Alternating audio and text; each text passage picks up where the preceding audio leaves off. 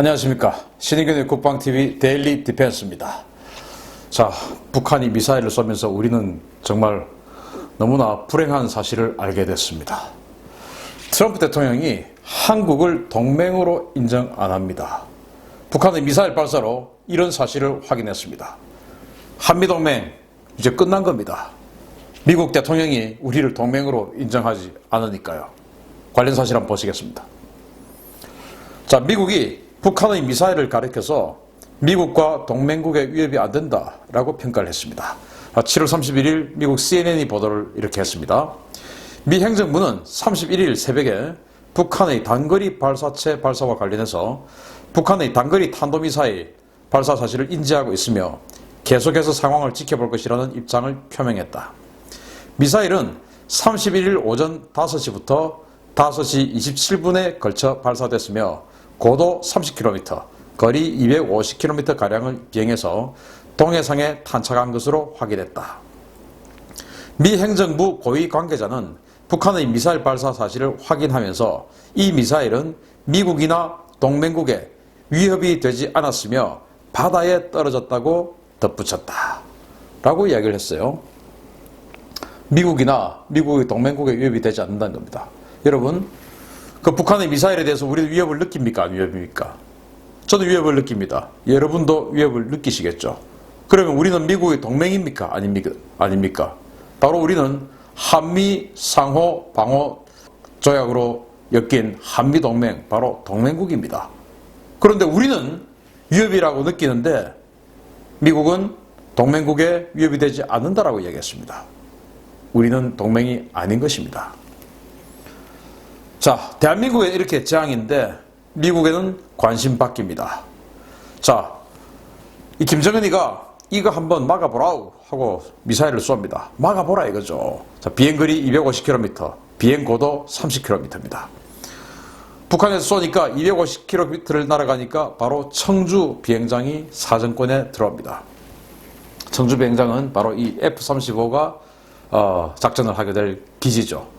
현재 청주에 있는 제17 전투비행단에는 원래는 F-4 팬텀기들이 있던 기지였습니다. 이 팬텀기들이 퇴역하고 이제 F-35가 그 자리를 대체하게 됩니다. 그런데 지금 김정은은 F-35 도입에 대해서 굉장히 불쾌한 반응을 연일 보이고 있죠. 그래서 이번에 250km를 딱 컴파스로 그어보면 바로 청주공항입니다. 바로 제17 전투비행단 F-35를 타격하는 모양새죠. 자, 그러면은 우리는 이걸 막을 수 있을까요? 없을까요? 못 막습니다. 왜냐? 비행고도 30km로 비행을 합니다. 그런데 이 30km는 우리 한국 공군이 가지고 있는 지대공 요격체계인 탄도미사일 요격체계인 팩3의 최대 사정고도 위에서 나르는 겁니다. 최대 사정고도가 30km거든요. 그러니까 못 막는 겁니다. 그리고 사드는 뭐 사정거리도 채 되지 않습니다만은 사드 같은 경우도 사드는 최소 사정고도가 40km입니다. 그리고 최대 사정고도는 150km죠. 40에서 150km 고도에 있는 걸 막아내는 게 사드고 30km 이하에 있는 것을 막아내는 것이 팩3입니다. 그러면 30에서 40km 이 중간은 막아낼 수 없는 영역인 겁니다. 북한은 그 막아낼 수 없는 영역을 비행을 시켜서 남조선 너희들은 이 미사일을 못 막는다라는 걸 보여준 겁니다. 우리는 못 막습니다. 이게 우리에게 위협이 안 됩니까? 위협이 되죠. 그런데 미국은 미국과 동맹국에게는 위협이 되지 않는다라고 이야기합니다. 정말 큰일입니다. 자, 동맹이 맞습니까? 강 건너 불보듯 한 트럼프 대통령입니다. 한미 상호 방위 조약. 여기 보시면요, 제2조입니다. 당사국 중 어느 일방의 정치적 독립 또는 안정이 외부로부터의 무력 침공에 의하여 위협을 받고 있다는 어느 당사국이든지 인정할 때는 당사국은 서로 협의한다. 당사국은 단독적으로나 공동으로나 자조와 또 상호 원조에 의하여 무력 공격을 방지하기 위한 적절한 수단을 지속하여 강화시킬 것이며 본 조약을 실행하고 그 목적을 추진할 적절한 조치를 협의와 합의하여 취할 것이다. 물론 지금 무력 침공은 아니죠. 그렇지만 무력에 의해서 우리는 위협을 느끼고 있습니다. 그러면은 일방의 당사국이 위협을 느끼고 있으면은 또 다른 당사국은 어떻게 해야 됩니까? 협의, 해서 조치를 취해 나가야 됩니다. 그런데 또 다른 당사국인 미국 대통령은 이렇게 이야기합니다. 북한이 쏜 것은 단거리 미사일이다. 많은 나라들이 그런 것들을 갖고 있고 김정은은 미국에게 경고하지 않았다. 자신들에게는 경고하지 않았다는 거예요. 그리고 남한, 북한 그들은 원래 분쟁 중이었잖아. 분쟁 중인데 뭐 어때? 아니 우리가 분쟁 중이었던 것을 보호하기 위해서 한미 상호 방위 조약을 체결했고 한미 동맹이 된 것입니다. 그리고 우리는 그 대가로 소련의 남하 그리고 지금은 중국의 태평양으로서의 통항 이런 것들을 저지하는 전초 기지로서 활동하고 있습니다. 서로 지금 순망치 않은 관계인 것이죠. 그럼에도 불구하고 트럼프 대통령은 우리가 지금 동맹이 아닌 것처럼 마치 강 건너 불구경하던 것처럼 이야기하는 겁니다. 이건 바로 제2의 에치슨 라인이 그어진 게 아닌가 하는 생각이 들 정도입니다. 우리는 동맹이 아닌 것이다. 충격적인 내용을 지금 계속 확인하고 있는 것입니다. 자, 미국은 그 미사일들은 미국이나 동맹 위협이 안 된다라는 큰 틀을 지금 발언을 했죠. 자, 이런 상황에서 우리 국방부 장관은 이럽니다. 자, 정말 참 이런 것들이, 이런 발언이 뉴스가 되는 이런 상황이 됐으니 우리 국방부 장관이 그동안 얼마나 한심한 발언들을 계속 해왔냐라는 겁니다. 자, 북한이 자꾸 도발을 하면 북한도 적으로 간주한다. 아니, 북한도 and라는 그런 단어를 썼습니다. 그러면 북한도 적이면 지금 적은 누굽니까? 일본이라는 말 아닐까요? 일본. 북한도 적으로 간주한다. 아니 북한은 원래 적입니다 지금. 그런데 북한도 자꾸 도발하면 적이다. 뭐 어쨌든 북한도 적일 수 있다라는 이야기를 해줘서 고맙긴 한데 이런 것이 국방부 장관의 이런 멘트가 뉴스가 되어서 세간의 화제가 된다는 것 자체가 이 국방부가 얼마나 한심한 국방부인가를 알려주는 것이죠. 자, 북한이 미사일 자꾸 쏩니다. 최대 600km를 날렸죠. 자, 아베가 트럼프에게 이야기합니다. 저거 괜찮을까요 형님? 우리한테? 트럼프가 아베한테 이야기하죠. 걱정 마. 미국과 동맹국한테 위협 안 돼. 저거 600km밖에 안 날아가잖아. 니들한테 날리려면 최소 800km는 돼야 되잖아. 그러니까 걱정하지 마. 니들은 동맹국이지만 한국 쟤들은 동맹국 아니잖아. 죽든지 말든지. 문재인 저게 어떻게 우리 동맹이야. 이런 이야기 아닙니까? 참 안타깝습니다. 이렇게 곳곳에서 식별되는 이상 징후가 있습니다. 트럼프 대통령이 5월 달에 북한의 5월 4일과 5월 9일 날 북한의 미사일 발사 직후에 이렇게 이야기합니다. 뭐 미국 언론들이 계속 질문을 하죠. 이거 유엔 안보리 제재 위반 아니냐, 계류 위반 아니냐 이렇게 미국 언론들이 계속 질문을 하니까 트럼프 대통령이 이렇게 이야기합니다. 북한이 쏜 것은 단거리 미사일이다. 김정은 위원장이 관심을 끌려고 하는 것이지 별 문제될 것이 없다. 이렇게 이야기했죠. 트럼프 대통령이 이렇게 이야기하기 전까지는 우리 정부는 뭐라고 했습니까? 불상의 발사체다. 미사일이다 소리도 안 했어요. 불상의 발사체다. 아니 뭐 새총 쏘았습니까? 발사체계. 자, 그리고는 마이크 폼페이오 미 국무부 장관이 7월 15일 날 며칠 안 됐죠. 이렇게 이야기합니다. 한미연합훈련은 트럼프 대통령이 김정은 위원장과 약속한 수준에서 할 것이다. 한미연합훈련을 트럼프 대통령과 문재인 대통령이 약속한 수준에서 할 것이다 라고 이야기해야 됩니까? 아니면 김정은과 약속한 수준에서 한다고 이야기해야 됩니까? 미국 국무부 장관이 이렇게 이야기했습니다. 우리는 지금 이제 안중에도 없는 것이죠. 그리고 7월 22일 존 볼턴 백악관 국가안보보좌관이 방한했을 때 이렇게 또 이야기합니다. 한일 갈등은 두 나라 문제다. 미국은 적극적으로 중재할 의사가 없다. 이렇게 얘기했죠. 또 동시간대에 트럼프 대통령 뭐라고 이야기했냐. 우리가 이제 한일 갈등을 중재해달라라고 트럼프 대통령이 이야기하니까 이렇게 이야기합니다. 한국과 일본 두 정상이 동시에 중재를 요청하면 중재해주겠다. 그러지 않으면 안 해준다. 이렇게 얘기했어요. 한국 니들 따위가 중재 요청하는 거가 안 해준다. 니들은 맞아도 싼 놈들이야. 왜? 일본이 지금 중재를 요청할 리 만무하죠. 그러니까 일본, 한국, 일본 두 정상이 동시에 중재를 요청하면 해주겠는데 지금은 뭐 일본이 우리의 동맹인 즉 미국이죠.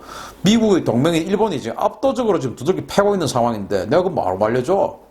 쟤들 정신 좀 차려야 돼. 이런 거 아닐까요? 자, 7월 26일입니다. 북한 미사일에 대해서 이렇게 또 이야기합니다. 다른 나라들도 가지고 있는 거, 그거 다른 나라들도 가지고 있는 거야. 북한 미사일 발사 전혀 개의치 않는다. 이렇게 이야기했죠. 그리고 이제 지금은 미국과 동맹국에게는 위협되지 않는다라고 이야기했습니다. 이게 정말 곳곳에서 외교정책을 책임지는 국무부 장관, 그리고 대통령, 그리고 대통령을 안보 이 분야에서 최측근에서 보좌하는 안보 분야의 최고 실력자 국가안보 보좌관이 동시다발적으로 이런 이야기들을 하고 있습니다. 한국은 완전히 지금 눈밖에 나 있는 상태죠. 눈밖에 나기를 또 바랬던 측면이 있었겠죠. 우리 말고 저기는. 기가 차는 현실입니다. 도대체 우리 대한민국을 베네수엘라처럼 만들어서 어떤 이익이 있는 것인지 저는 좀 알겠습니다만은 정말 그렇지 않기를 바랍니다. 동맹 균열의 결정타입니다. 방위비 분담금 6조 원 청구서를 냅니다. 일본은 쟤들 우리하고는 원래 동맹 아니지만 또 문재인 대통령이 동맹 아니라고 했잖아요. 그러니까 동맹 아니니까 니들 화이트리스트 제외 이렇게 한방 때리고 있습니다. 그 맞고 휘청하고는 이제 트럼프 대통령에게 중재 좀 해주세요. 국민들 앞에서는 거북선 횟집에 가고 저도에 가가지고 여기는 어떤 임진왜란때 어떤 장소다. 온갖 반일 선동하는 발언들은 다 하다가 저도 여러분들 제 행적을 아시면은 신인균은 지극히 반일주의자라는 거 아실 겁니다. 그렇지만은 대한민국이 살기 위해서는 용일도 해야 될 때가 있습니다. 일본을 이용해야죠. 용일해야죠. 무작정 저 자식들은 싫어 하고만 살아가지고 우리가 베네수엘라처럼 되고 하는 게 좋습니까? 꼴보기 싫고 때려 죽여도 시원찮을 놈들이지만 그래도 이용해야죠. 그런 슬기조차 없습니까? 그 슬기 있겠죠. 그렇지만은 지금 당장 자기 정치에 이용하고 싶은 세력들이 지금 정권을 잡고 있으니 이렇게 나라를 파탄으로 몰고 가는 겁니다. 겉으로는 반일 막 하면서 자기 세력들 이용하고 전부 반일 지나가는 렉서스 공격해버리고 이런 식으로 해놓고는 미국에게 트럼프 대통령에게 중재 좀 해주세요. 볼턴에게 중재 좀 해줘. 하다가 그러려면 돈 내라. 6조 원 내라. 동맹? 니들 동맹 모르겠고 일단 돈 내. 6조 원 내.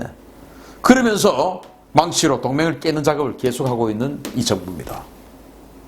기가 차는 현실이죠. 동맹을 계속 깨는 것이 궁극적인 목표고 그리고 반일, 반미 이런 모습을 보여줘서 지지자들 계속 끌어안고 특히 반일 해가지고 중도층까지 끌어안으려고 노력하고 그러나 이것은 아편 같은 몰핀 같은 마약 같은 주사입니다. 왜? 진실은 결국에는 나옵니다. 진실은. 경제가 파탄나고 뒤에서 앞에서는 이렇게 반일인 척 아주 멋진 그런 깨어있는 시민인 척 하면서 일본을 공격하는 언사를 취하면서 뒤에서는 미국에게 좀 부탁 좀 합니다. 제발요. 했던 거 나중에 다 나옵니다. 지금 나오고 있지 않습니까? 앞으로 더 나오겠죠. 자, 한미동맹의 균열을 파고드는 김정은의 대남 경고입니다. 자, 김정은이 지난 25일 미사일 발사를 현지 지도하는 중에 나온 멘트들입니다. 남조선 당국자들이 세상 사람들 앞에서는 평화의 악수 이런 것들을 연출하며 공동선언이나 합의서 같은 문건을 만지작거리고 뒤돌아 앉아서는 최신 공격형 무기 반입과 F-35 이야기하는 것이죠. 합동 군사 연습 강행, 지금 이제 동맹 19-2 훈련이죠. 강행과 같은 이상한 짓을 하는 이중적 행태를 보이고 있다. 우리는 부득불 남쪽에 존재하는 우리 국가 안전의 잠재적, 직접적 위협들을 제거하기 위한 초강력 무기 체계들을 줄기차게 개발해 나가야 한다. 남조선 당국자가 대통령 보고 이야기한 소리죠.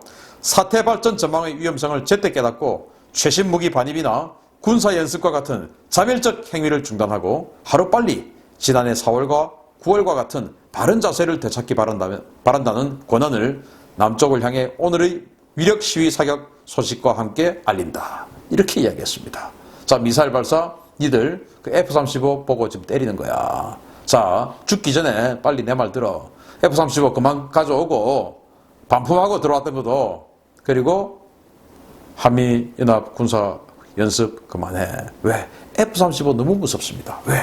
스텔스니까. 그리고 지금 미국이 미 합참이 제가 유튜브 어제 올려드렸지 않습니까? 미 합참이 핵무기를 사용하겠다는 작전 지침을 마련했어요. F-35는 2000파운드 즉 B-61-11 B-61-12 핵폭탄을 장착할 수 있습니다. 약간의 개량을 통해서. 그러면 우리의 스텔스기가 평양에 들어가서 김정은의 벙커를 때려버릴 수가 있죠. B-61-12 같으면 지하 200m든 지하 300m든 뚫고 들어가서 그 벙커 안에서 핵폭발을 일으켜버리겠죠.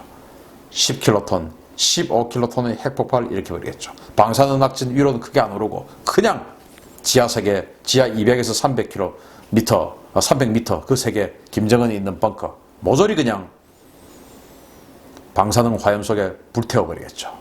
그게 너무 무서운 겁니다. 여러분들 그거 무섭습니까? 저는 무섭지 않습니다. 자랑스럽습니다. 그런 것들을 갖고 있어야 김정은이가 우리에게 함부로 못합니다. 네가 이스칸데르형 미사일에 핵무기를 장착해서 우리를 쏘더라도 그날 밤에 너는 우리 F-35에 싣고 간 B-61-12 핵폭탄에 죽는다. 이게 억제력 아닙니까? 이거 있어야죠. 그거 없으면 어떻게 됩니까? 핵의 인질로 우리는 영원히 살아가겠죠. 그걸 지금 원하는 거예요. F-35 같은 스텔스 전투기 더 있어야 됩니다. 40대 가지고는 안 되죠. 왜? 없어져야 할 범들이 더 많으니까. 또 김정은이 숨을 만한 곳들이 더 많이 있으니까 숨을 만한 곳 다 때려버려야죠. 한 번에. 그러지 않습니까? 그러려면 더 있어야 됩니다. 자, 한미동맹 파탄을 확인한 김정은의 확인사살입니다.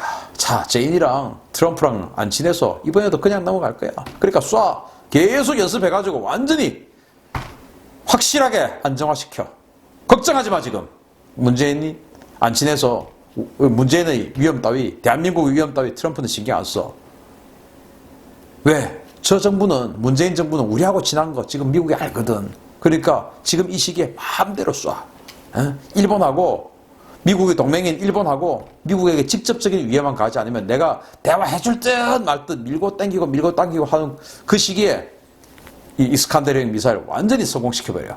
이렇게 지령 내려서 지금 가열차게 개발하고 있는 것입니다. 참 안타깝습니다. 제 눈에 이렇게 다 보이는데 안 보이는 건지 보고도 그것을 박수치고 있는 것인지 정말 모르겠습니다. 참 빨리 바꿔야 됩니다. 이런 현상 타파해야 됩니다. 안타깝습니다. 힘을 모읍시다. 마음도 모읍시다. 데일리 디펜스 마치겠습니다. 감사합니다.